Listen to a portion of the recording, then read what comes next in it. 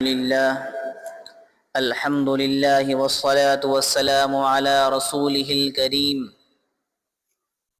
أما بعد عن أبي مسعود الأنصاري رضي الله تعالى عنه أنه قال قال رسول الله صلى الله عليه وسلم من دل على خير فله أجر فاعله أو كما قال عليه الصلاة والسلام اللهم صل على سيدنا ومولانا محمد وعلى آل سيدنا ومولانا محمد وبارك وسلم۔ بزرگان محترم اور ملت اسلامیہ کے غیور مسلمانوں، میں نے جناب رسول اللہ صلی اللہ علیہ وسلم کا ایک فرمان آپ کے سامنے تلاوت کیا ہے۔ اس کے اندر جناب رسول اللہ صلی اللہ علیہ وسلم نے ارشاد فرمایا کہ جو شخص کسی کی بھلائی کی طرف رہنمائی کرے، کسی کو اچھائی کی دعوت دے، چاہے اپنی زبان سے کہے، اپنے قول سے کوئی بات کسی کو کان کے اندر ڈال دے، یا فعل سے کوئی عمل کر کے بتائے، تو جتنا ثواب اس بھلائی کے کرنے والے کو ملے گا، اتنا ہی ثواب اس شخص کو بھی ملے گا جو اچھائی کی طرف رہنمائی کرنے والا ہے۔ اسی مضمون کو دوسری حدیث میں آپ علیہ الصلاۃ والتسلیم نے تفصیل کے ساتھ بیان فرمایا کہ جناب رسول اللہ صلی اللہ علیہ وسلم نے ارشاد فرمایا کہ جو شخص کسی کو ہدایت کی طرف بلائے، کسی کی اچھائی کی طرف رہنمائی کرے، اور اس کے نتیجے میں لوگ اس کی نصیحت پر عمل کرنے لگے، کسی شخص نے مجمع عام کے اندر جمع غفیر میں وعظ و نصیحت کی کوئی بات کہی، اور ایسی بات نصیحت کی کہ لوگ اس سے پہلے اس کام پر عمل پیرا نہیں تھے، اس کی نصیحت کے بعد اس پر عمل کرنے لگے، تو آپ علیہ الصلاۃ والتسلیم نے ارشاد فرمایا کہ جتنا ثواب نیکی کرنے والوں کو ملے گا، اتنا ہی ثواب رہنمائی کرنے والے کو بھی ملے گا۔ اب کسی کے ذہن میں یہ شبہ پیدا ہو سکتا تھا کہ کہیں باری تعالی جو لوگ بھلائی کر رہے ہیں، نیکی کا عمل انجام دے رہے ہیں، ان کے اجر و ثواب کے اندر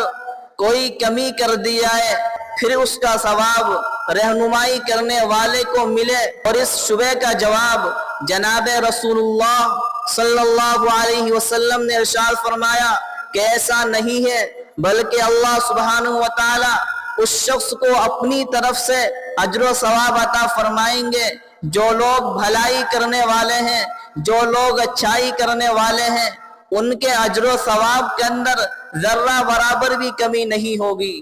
اسی طریقے سے دوسرا مضمون یہ ارشاد فرمایا، اگر کوئی شخص برائی کی دعوت دے، لوگوں کو گناہ کی طرف ابھارے، لوگوں کو گناہ پر آمادہ کرے، اپنے قول سے یا اپنے فعل سے ایسا فعل اور ایسا عمل انجام دے کہ لوگ کبھی اس عمل کو نہیں کرتے تھے، اس کام کو انجام نہیں دیا کرتے تھے، لیکن اس شخص نے وہ عمل کیا اور لوگوں نے اس کی دیکھا دیکھی اس گناہ کو کرنا شروع کر دیا۔ آپ علیہ الصلوۃ والسلام نے ارشاد فرمایا کہ جتنا گناہ ان گناہ کرنے والوں کو ملے گا، اتنا ہی گناہ اس شخص کو بھی ملے گا جو گناہ کی طرف دعوت دینے والا ہے۔ میرے عزیز دوستوں، لہذا رہنمائی کرنا، چاہے وہ اچھے عمل کی ہو یا برے عمل کی ہو، یہ بڑا عظیم عمل ہے۔ اچھائی کی طرف دعوت دے گا تو اجر عظیم کا مستحق ہوگا، اور برائی کی طرف دعوت دے گا تو یہ انتہائی خطرناک عمل ہے۔ اس کے ذریعے اس کے نامہ اعمال کے اندر گناہوں کا پلندہ بڑھتا چلا جاتا ہے۔ اس حدیث شریف کے اندر ہمیں یہ بات سمجھ میں آتی ہے کہ اچھائی کی دعوت دینا اجر عظیم کا مستحق بناتی ہے، برائی کی دعوت دینا یہ بڑا گناہ ہے۔ اسی وجہ سے اگر کوئی شخص گناہ کے اندر مبتلا ہے، کوئی گناہ انجام دے رہا ہے، اس کے اندر کوئی عیب ہے، مثال کے طور پر ایک شخص شراب پیتا ہے، شراب کا عادی ہے، شراب کا مزہ لیتا ہے، اب وہ شراب کی وجہ سے اور وہ اپنے یار دوستوں کو بھی شراب کی دعوت دیتا ہے کہ آؤ ذرا شراب پی کر کے دیکھو اس کے اندر کتنا فائدہ ہے، اس کے کتنے فوائد ہیں۔ شراب کے پینے کے فوائد کو شمار کراتا ہے کہ شراب پی کر کے غم ہلکا ہو جاتا ہے، شراب پی کر کے انسان بدمست ہو جاتا ہے، شراب پی کر کے انسان کے ذہن و دماغ ہلکا ہو جاتا ہے۔ یہ فضائل اور یہ فوائد شراب پینے کے بتاتا ہے۔ اب اس کے بتانے کی وجہ سے، اس کے دعوت دینے کی وجہ سے لوگ شراب پینے لگ جائے، شراب کے عادی بن جائے، تو جتنا گناہ شراب پینے والے کو ملے گا اتنا ہی گناہ شراب کی دعوت دینے والے کو بھی ملے گا۔ لہذا اگر کوئی شخص شراب پیتا ہے لیکن وہ شراب کو چھوڑنا چاہتا ہے پھر بھی شراب نہیں چھوٹتی، اس لیے کہ شراب کی فطرت یہ ہے کہ جب وہ شراب کسی کے منہ کو لگ جائے تو چھوٹنے کا نام نہیں لیتی ہے۔ شراب کی عادت ڈالنا یہ تو بڑا آسان عمل ہے، لیکن شراب کی عادت بن جائے پھر شراب کو چھوڑنا یہ بڑا مشکل کام ہے۔ لہذا وہ شرابی شراب تو پیتا ہے لیکن اور شراب پینے کی وجہ سے نادم اور شرمندہ ہے، شراب چھوڑنا چاہتا ہے تو اسے چاہیے کہ کم سے کم یہ عمل کرے، کسی کے سامنے شراب نہ پیے، کسی کے سامنے گناہ نہ کرے، اسی طریقے سے کسی کو شراب پینے کی دعوت بھی نہ دے۔ اسی وجہ سے آپ نے بہت سی مثالیں دنیا کے اندر ایسی دیکھی ہوں گی کہ بہت سے لوگ گناہ کے اندر مبتلا تھے، انہوں نے دوسروں کو گناہ کی دعوت دی، گناہ کرنے پر آمادہ کیا، اب دوسرے لوگ بھی اس گناہ کے اندر لگ گئے، دوسرے لوگ بھی گناہ کرنے لگے۔ جو شخص دعوت دینے والا تھا وہ اپنے گناہ سے توبہ کر لیتا ہے، اس گناہ کو چھوڑ دیتا ہے، تو اپنے گناہ چھوڑنے کی وجہ سے گناہ کی قباحت سے بچ جاتا ہے۔ لیکن جو لوگ اس کی دعوت کی وجہ سے گناہ کی طرف آئے تھے وہ گناہ کر رہے ہیں، تو جتنا گناہ ان گناہ کرنے والوں کو ملے گا اتنا ہی گناہ اس دعوت کے دینے والے کو بھی ملے گا۔ اسی وجہ سے کہا گیا توبۃ السر بالسر والعلانیۃ بالعلانیہ، اگر کسی نے خلوت کے اندر، تنہائی میں، گھر کے کونے میں، جنگل میں، بیابان میں کوئی گناہ کیا ہے، کوئی گناہ کا عمل انجام دیا ہے تو اس کی توبہ تنہائی کے اندر قابل قبول ہے۔ وہ تنہائی میں بیٹھ کر اللہ سبحانہ و تعالیٰ سے توبہ کرے، استغفار کرے تو باری تعالیٰ اس کے گناہ کو معاف فرما دیں گے، اس کی توبہ صحیح ہو جائے گی۔ لیکن کسی شخص نے گناہ مجمع عام کے سامنے کیا، لوگوں کے سامنے کھلا گناہ کیا ہے، اب وہ اگر خاموشی کے ساتھ میں خلوت کے اندر گناہ کی سے توبہ کر لیتا ہے تو اس کا عمل تو ٹھیک ہو جائے گا لیکن اس کی توبہ یہ ٹھیک نہیں ہوگی، اس لیے کہ جب کھلا گناہ کیا ہے تو کھلا توبہ بھی کرنی چاہیے۔ اور اس کے اندر ایک حکمت یہ بھی ہے کہ جب لوگوں کے سامنے اس نے کھلا گناہ کیا ہے، لوگ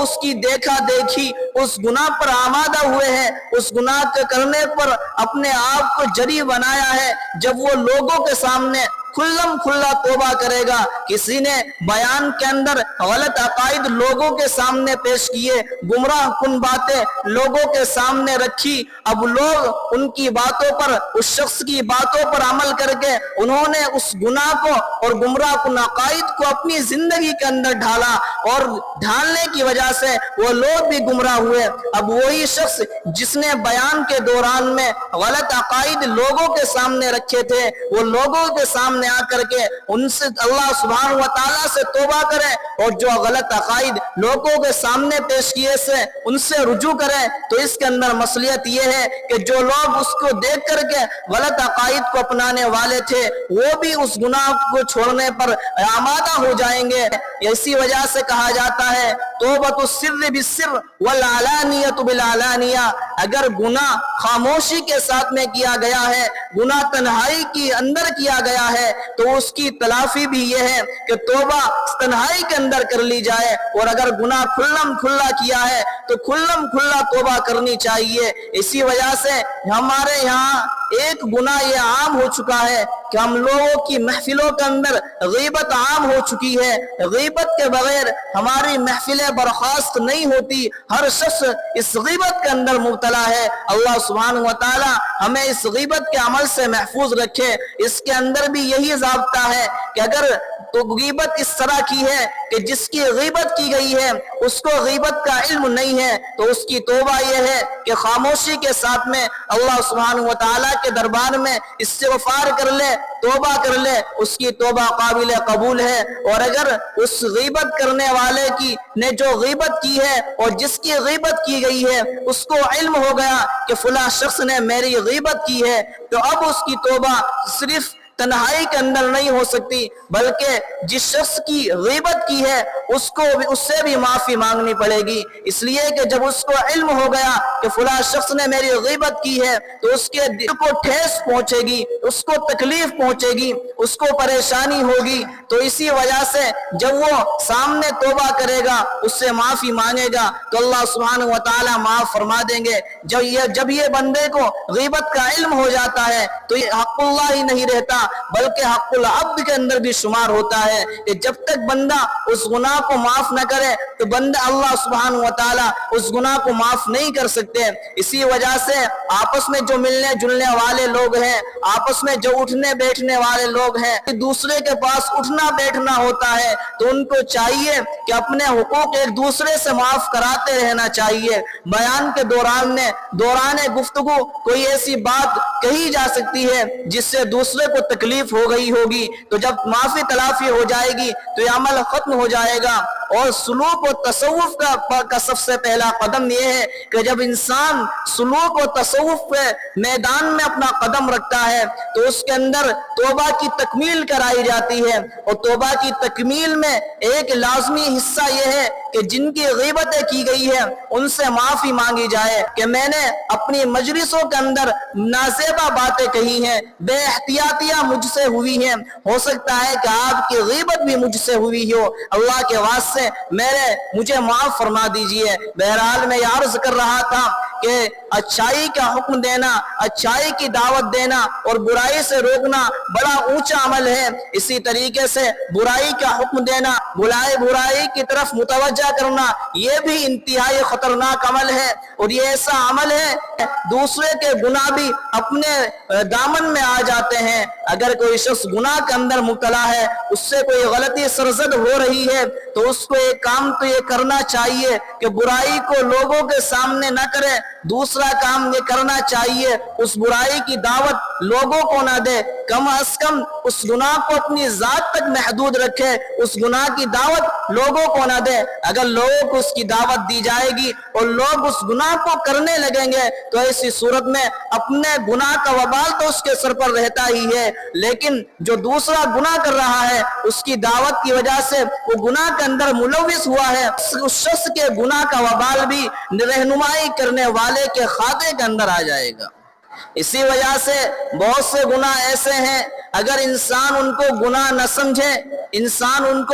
سمجھے تو وہ شخص اسلام سے خارج ہو جائے گا، دائرہ اسلام سے نکل جائے گا۔ اگر کوئی شخص یہ سمجھ بیٹھے کہ شراب حرام نہیں ہے بلکہ شراب حلال ہے تو ایسی صورت میں وہ شخص اسلام کی حدود سے باہر نکل جائے گا، اس لیے کہ قرآن مقدس کے اندر صاف لفظوں میں یہ حقیقت کو بیان کیا گیا ہے کہ شراب حرام ہے۔ اب اگر وہ شراب کو حلال کہتا ہے تو اس کا مطلب یہ ہوا کہ وہ قرآن مقدس کے اس حصے کا منکر ہے، اور جو قرآن کا منکر ہو اس کا اسلام سے کوئی تعلق نہیں ہے۔ کوئی شخص یوں کہنے لگے کہ خنزیر حرام نہیں ہے، خنزیر حلال ہے، یوں کہنے لگے کہ سود حرام نہیں ہے بلکہ حلال ہے، تو اس وجہ سے چونکہ یہ تمام گناہ وہ ہیں کہ قرآن مقدس میں صاف لفظوں میں ان کی حرمت بیان کی گئی ہے، اور جو شخص ان کو حلال کہتا ہے اس کا مطلب یہ ہے کہ وہ قرآن مقدس کے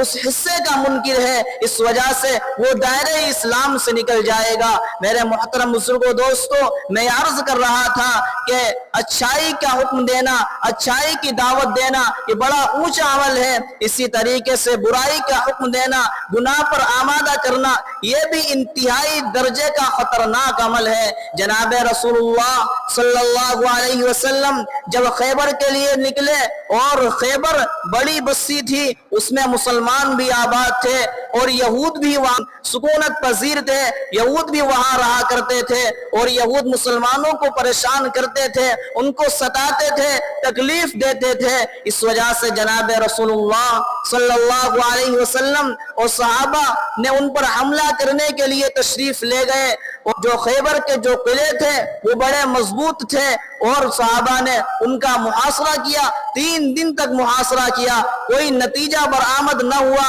تیسرے دن شام کے وقت آپ علیہ الصلوۃ والتسلیم نے ارشاد فرمایا، لَأُعْطِيَنَّكَ الرَّايَةَ غَدًا رَجُلًا يَفْتَحُ اللَّهُ عَلَى يَدَيْهِ، کہ میں کل جھنڈا ایسے شخص کے ہاتھ میں دوں گا جس کے ہاتھ پر اللہ سبحانہ وتعالی فتح عطا فرمائیں گے۔ اللہ اس کا رسول بھی ان سے محبت کرتا ہے، وہ بھی اللہ اس کے رسول سے محبت کرتا ہے۔ سارے صحابہ کے اندر یہ اشتیاق پیدا ہوا کہ یہ سعادت میرے حصے کے اندر آ جائے، اس لیے کہ یہ بڑی بشارت تھی کہ اللہ کے رسول علیہ الصلوۃ والسلام فرما رہے ہیں کہ اللہ بھی اس سے راضی ہے، رسول اللہ بھی اس سے راضی ہے، اور وہ شخص بھی اللہ کو پسندیدہ ہے، اور وہ شخص اللہ کو بھی راضی کرنے کے لیے قدم بڑھا چکا ہے۔ تو یہ بڑی اونچی بشارت تھی، تو صحابہ کرام کے دل کے اندر یہ اشتیاق پیدا ہوا، یہ رغبت پیدا ہوئی کہ یہ سعادت میرے حصے کے اندر آ جائے۔ جب صبح کو جناب رسول اللہ صلی اللہ علیہ وسلم نے صحابہ کو اکٹھا کیا تو بہت سے صحابہ اچک اچک کر کے آپ علیہ الصلوۃ والسلام کو اپنی موجودگی کا احساس دلا رہے تھے تاکہ یہ سعادت ان کے حصے میں آ جائے۔ چنانچہ آپ علیہ الصلوۃ والسلام نے ارشاد فرمایا،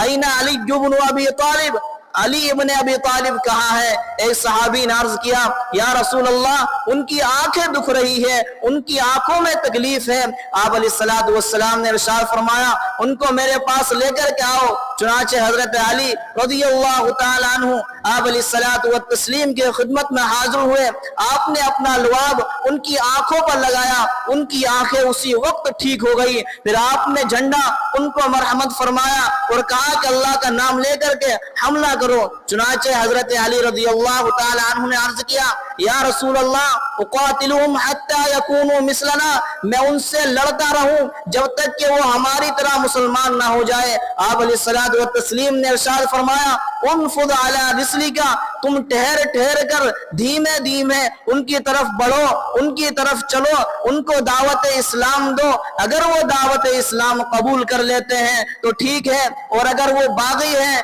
تو پھر ان پر حملہ کر دینا۔ اور آپ جانتے ہیں کہ جو قوم خباثت میں، شرارت میں مشہور ہے وہ کبھی ہدایت قبول نہیں کر سکتی۔ جو قوم میدان جنگ کے اندر لڑنے کے لیے تیار ہے وہ اس وقت ہدایت قبول نہیں کر سکتی، اور یہود اپنی شرارتوں میں، خباثتوں میں مشہور ہے۔ آج اسرائیل کے اندر اور غزہ کا منظر آپ دیکھ سکتے ہیں کہ یہودیوں نے غزہ کو اور فلسطین کی بستی کو خندرات کے اندر تبدیل کر دیا، معصوم بچوں کی جانیں لی ہے، اور خون کو اس طرح نالیوں کے اندر بہایا ہے جیسا کہ ہم پانی کو نالیوں کے اندر بہاتے ہیں۔ تو یہ قوم بڑی شرارت ہے، بڑی خباثت اس کے اندر ہے، لیکن پھر بھی اللہ کے رسول علیہ الصلوۃ والسلام یہ حکم دے رہے ہیں کہ ان کو دعوت اسلام دینا، اگر وہ دعوت اسلام قبول کر لے تو بڑی اچھی بات ہے، اس لیے کہ اگر اللہ سبحانہ وتعالی تیرے ذریعے سے کسی کو اسلام کی ہدایت عطا فرما دے تو یہ تیرے لیے سرخ اونٹ سے زیادہ پسندیدہ ہے، اس لیے کہ عرب کے یہاں سرخ اونٹ بڑا عمدہ مال سمجھا جاتا تھا۔ اس لیے آپ علیہ الصلوۃ والسلام نے ان کے سامنے یہ بات بیان فرمائی۔ میرے محترم بزرگوں دوستوں، اس حدیث کے اندر یہ بات بھی سمجھ میں آتی ہے کہ جو لوگ دعوت و تبلیغ کے اندر لگے ہوئے ہیں انہیں کبھی مایوس نہیں ہونا چاہیے، یہ نہیں سمجھنا چاہیے فلاں آدمی سے رشد و ہدایت کی کوئی امید نہیں ہے، فلاں آدمی کی اصلاح نہیں ہو سکتی، بلکہ ہر وقت اللہ سبحانہ و تعالیٰ سے امید کو رکھنا چاہیے۔ ہو سکتا ہے کہ اللہ سبحانہ و تعالیٰ دعوت و تبلیغ کے ذریعے سے کسی کی زندگی کو اندر سدھار پیدا کر دے۔ اگر کسی کی اصلاح ہوتی ہے یا نہیں ہوتی، کوئی بات مانتا ہے یا نہیں مانتا، کم سے کم ہم اپنے فریضے سے سبکدوش تو ہو سکتے ہیں۔ میرے عزیز دوستو، نمرود اور فرعون ان سے بڑا سرکش اور نافرمان کون ہو سکتا ہے؟ فرعون کا یہ دعویٰ تھا انا ربکم الاعلی، مجھ سے بڑا رب کون ہے، مجھ سے بڑا معبود کوئی نہیں ہے۔ اللہ سبحانہ و تعالی موسیٰ اور ہارون علیہ السلام کو یہ درخواست اور حکم کر رہے ہیں کہ تم اس کے پاس دعوت تبلیغ کو لے کر کے جاؤ۔ ان کو یہ حکم دیا قولا لہ قولا لینا لعلہ یتذکر ویخشی، کہ فرعون کے پاس جب تم جاؤ گے تو اس سے نرمی کے ساتھ بات کرنا، سختی مت دکھانا۔ جبکہ موسیٰ علیہ السلام بھی جانتے تھے کہ فرعون ایمان نہیں لائے گا، اس لیے کہ ان کے یہاں پلے بڑے تھے، اس کی تمام حرکتوں سے واقف تھے، لیکن پھر بھی اللہ سبحانہ و تعالیٰ نے ان کو یہ حکم دیا ہے کہ فرعون کو دعوت و تبلیغ دو۔ اور اللہ سبحانہ و تعالیٰ کے رسول موسیٰ علیہ السلام بھی اس بات کو جانتے تھے کہ فرعون کو ہدایت ملنے والی نہیں ہے، لیکن پھر بھی اس کے ساتھ میں نرمی کے ساتھ میں پیش آئے۔ تو یہ سمجھ میں آتا ہے کہ دعوت و تبلیغ سے کبھی مایوس نہیں ہونا چاہیے۔ اور یہاں میں ایک بات اور عرض کر دوں، چونکہ دعوت و تبلیغ کے سلسلے میں ہمارے ذہنوں میں بڑا غلو پیدا ہو چکا ہے، اور بہت سی باتیں ہمارے ذہنوں کے اندر اس طرح پیوست ہو چکی ہے جو قرآن و حدیث کا، اسلام کا کوئی حصہ نہیں ہے۔ ہم میں سے بہت سے لوگ یہ سمجھتے ہیں کہ دعوت و تبلیغ محدود ہے، اس کے طریقے محدود ہیں۔ جو لوگ جماعت میں نکل کر کے 3 دن چلہ 40 دن 4 مہینے لگاتے ہیں، صرف وہی لوگ دعوت و تبلیغ کو انجام دے رہے ہیں۔ اس کے علاوہ جو لوگ اور میدان کے اندر اور دین کے شعبوں میں لگے ہوئے ہیں، ان کی کوئی حیثیت نہیں ہے، وہ دعوت و تبلیغ کو انجام نہیں دے رہے ہیں۔ ہماری اسی مسجد کے اندر جو بہار کے مؤذن صاحب تھے، ایک شخص کہنے لگے کہ بھائی 3 دن کی جماعت میں نکلو، دعوت و تبلیغ کے لیے نکلو۔ مؤذن صاحب کہنے لگے کہ کام میں کر رہا ہوں، کیا وہ دعوت و تبلیغ نہیں ہے؟ کیا میں اذان نہیں دے رہا ہوں، لوگوں کو اذان کے ذریعے نماز کی دعوت دے رہا ہوں، کیا یہ دعوت و تبلیغ نہیں ہے؟ تو وہ شخص کہنے لگے یہ تو تم اپنے پیٹ کے لیے کر رہے ہو، معاذ اللہ، کیا یہی اسلام ہے؟ اور ہم یہ سمجھتے ہیں کہ دعوت و تبلیغ ایک ہی راستے کے اندر محدود ہو چکا ہے، جبکہ قرآن مقدس کے اندر باری تعالیٰ نے ارشاد فرمایا کنتم خیر امت اخرجت للناس تأمرون بالمعروف وتنہون عن المنکر وتؤمنون باللہ ولتکن منکم امت يدعون الى الخیر ویأمرون بالمعروف وینہون عن المنکر واولئک هم المفلحون۔ آپ علیہ الصلوۃ والتسلیم نے ارشاد فرمایا من دل علی خیر فلہ مثل اجر فاعلہ۔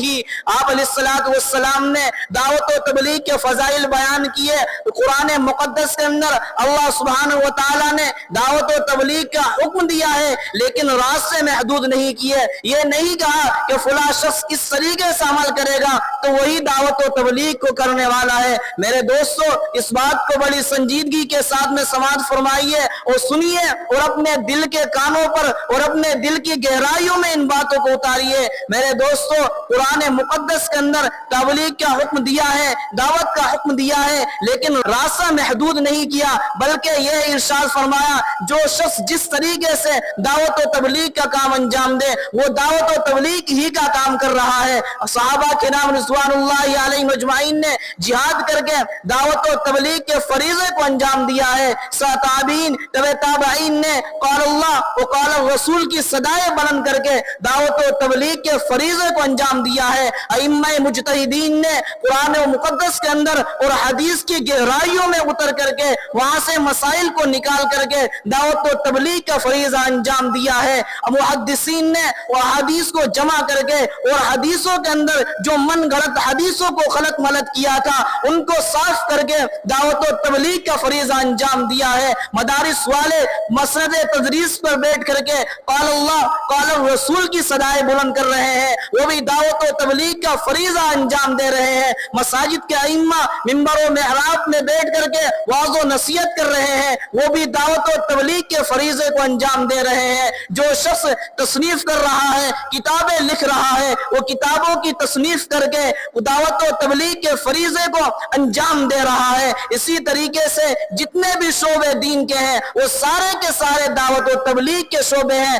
دعوت و تبلیغ ایک راستے کے اندر منحصر نہیں ہے، دعوت و تبلیغ کے راستے محدود نہیں ہے بلکہ کھلے ہوئے ہیں۔ جو شخص جس طریقے سے دعوت و تبلیغ کا کام انجام دے وہ دعوت و تبلیغ ہے۔ جو علماء سیاست کے میدان میں سیاست اچھے طریقے سے کر رہے ہیں وہ بھی دعوت و تبلیغ کے فریضوں کو انجام دے رہے ہیں۔ جمعیت علماء ہند اپنے طریقے سے دعوت و تبلیغ کے فریضے کو انجام دے رہی ہے۔ تو یہ سمجھنا کہ صرف جماعت کا کام دعوت و تبلیغ کا کام ہے، یہ قرآن و حدیث کے اندر تحریف ہے، یہ غلو فی الدین ہے، اس کی کوئی گنجائش نہیں ہے۔ یہ باتیں میں اس لیے آپ کے سامنے رکھ رہا ہوں اس لیے کہ ہمارے ذہنوں میں بات بیٹھ چکی ہے کہ جو شخص جماعت میں نکلے، جو شخص 40 دن چلے لگائے، وہی شخص دعوت و تبلیغ کے اندر لگا ہوا ہے۔ اسی بنیاد پر بہت سے مساجد کے ائمہ کو اس وجہ سے مساجد سے نکالا گیا ہے کہ تم نے سال نہیں لگایا، تم نے دعوت و تبلیغ کا کام نہیں کیا، لہذا تمہارا حق نہیں بنتا کہ تم مسجد میں قرآن و حدیث کی تشریحات بیان کرو۔ میرے محترم بزرگوں دوستو، یہ ساری باتیں جو میں نے آپ کے سامنے رکھی ہے اس سے بات سمجھ میں آ گئی ہوگی کہ دعوت و تبلیغ کے راستے محدود نہیں ہے بلکہ جو جس طریقے سے دعوت و تبلیغ کا کام کر رہا ہے وہ دعوت و تبلیغ کے فریضوں کو انجام دے رہا ہے۔ آپ علیہ الصلوۃ والسلام نے ارشاد فرمایا من دل علی خیر فلہ مثل اجر فاعلہ، کہ جو شخص اچائی کا حکم دے، اچائی کی تبلیغ کرے تو اس کو اسی کے اعتبار سے اجر و ثواب ملے گا جو بھلائی کرنے والا ہے۔ تو اس حدیث کے اندر بھی آپ علیہ الصلوۃ والسلام نے تبلیغ کا حکم دیا ہے لیکن تبلیغ کو محدود نہیں کیا، راستہ نہیں بتایا۔ اس سے یہ بات سمجھ میں آتی ہے کہ جو شخص جس طریقے سے تبلیغ کرنا چاہے، دعوت و تبلیغ کا فریضہ انجام دینا چاہے وہ دے سکتا ہے۔ بہرحال میں آپ حضرات کے سامنے یہ عرض کر رہا تھا کہ اچھائی کا حکم دینا یہ بڑا اجر عظیم کا باعث ہے اور برائی کا حکم دینا یہ بھی بڑا انتہائی خطرناک عمل ہے۔ میرے دوستو، دعوت و تبلیغ کے بہت سے اصول آداب ہے، بہت سی مرتبہ دعوت و تبلیغ فرض عین ہوتی ہے، بہت سی مرتبہ فرض کفایہ ہوتی ہے، بہت سی مرتبہ مستحب ہوتی ہے، بہت سی مرتبہ جائز ہوتی ہے، بہت سی مرتبہ ناجائز اور گناہ بھی ہوتی ہے۔ یہ تمام تفصیلات انشاءاللہ کسی موقع پر آپ کے سامنے رکھی جائیں گی۔ میں یہ عرض کر رہا تھا کہ اچھائی کا حکم دینا بڑا اونچا عمل ہے، برائی سے روکنا بڑا اونچا عمل ہے، برائی کی دعوت دینا بڑا خطرناک عمل ہے۔ علامہ شبیر احمد عثمانی رحمہ اللہ نے ایک بات بیان فرمائی جو بڑی گہری بات ہے اور سمجھنے والی بات ہے۔ آپ نے ارشاد فرمایا حق بات حق طریقے سے حق نیت سے کہی جائے گی تو کبھی ناکام نہیں ہوگی، بے اثر نہیں ہوگی بلکہ اس کا فائدہ ہوگا۔ اور جہاں کہیں بھی کسی بات سے فتنہ پیدا ہو جائے، بات بے اثر ہو جائے تو سمجھ لینا کہ کسی نہ کسی کے اندر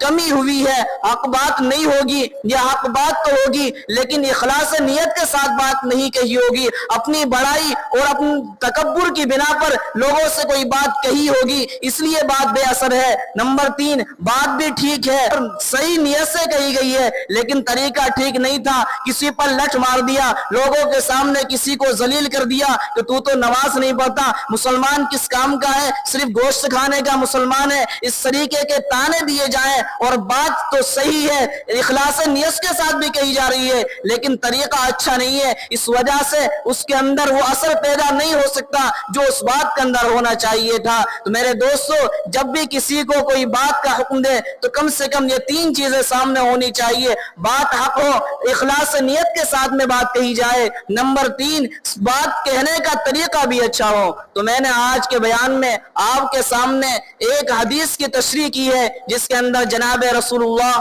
صلی اللہ علیہ وسلم نے ارشاد فرمایا کہ جو شخص بھلائی کا حکم دے، بھلائی کی طرف کسی کی رہنمائی کرے تو جو بھلائی کرنے والے کو ثواب ملے گا اللہ سبحانہ وتعالی اتنا ہی ثواب اس شخص کو بھی مرحمت فرمائیں گے جو ہدایت کی طرف رہنمائی کرنے والا ہے۔ اور اسی طریقے سے جو برائی کی طرف متوجہ کرے گا، گناہوں پر آمادہ کرے گا تو ایسا شخص کو بھی اتنا ہی گناہ ملے گا جتنا گناہ اس گناہ کے کرنے والے کو ملا ہے۔ اسی طریقے سے دوسری بات یہ بیان کی گئی آپ کے سامنے کہ دعوت و تبلیغ یہ اللہ سبحانہ و تعالیٰ کی طرف سے فریضہ ہے، لیکن اس کے طریقے محدود نہیں ہیں، بلکہ جو جس طریقے سے دعوت و تبلیغ کے فریضے کو انجام دینا چاہے وہ دعوت و تبلیغ کا شعبہ ہے، وہ بھی دعوت و تبلیغ ہے۔ یہ اللہ سبحانہ و تعالیٰ ہم سب کو ان باتوں پر عمل پیرا ہونے کی توفیق عطا فرمائے۔